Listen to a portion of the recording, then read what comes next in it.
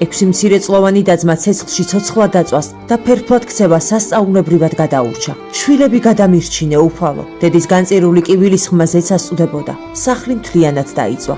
6 მცირეწლოვანი ბავშვი ტანსაცმლის გარეშე ღია ცის ქვეშ დარჩა. 3 წლის ტყუპები ლევანი და დავითი ვერ მიხვდნენ, რატომ წაართვა ხანძარმა მათ საყვარელი სახლი, ტანსაცმელი, სათამაშოები.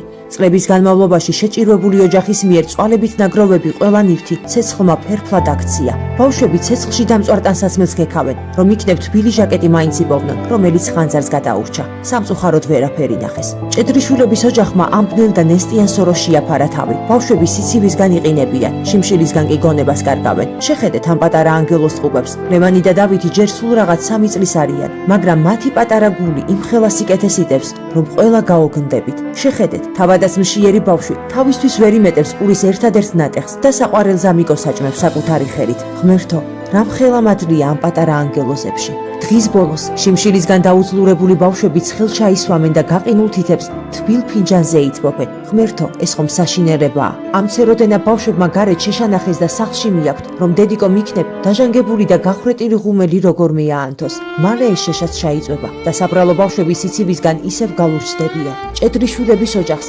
ამნესტიანი სოროს დაცლა მალე უწევთ და ხომ წარმოგიდგენიათ ეს რასაც ნიშნავს. ყინვაში, ქუჩაში მოუწევს დაძინება 6 დაძმას. ეს კი თითქმის სიკვდილის ტოლფასია. მეგობრებო, ამ დამწვარი სახლიდან კედლები შემორჩა. კეთილო ადამიანებო, ყველამ რომ თითო აგური საყიდელი ფული გავიმეტოთ, ოჯახი კედლების ამოშენება შეძლებს და ამ პატარა ანგელოზებს ქუჩაში არ მოუწევთ დაძინება. გადარიცხეთ ნებისმიერი თანხა ჩერნოვეცკის ფონდის ოფიციალური საიტის მეშვეობით.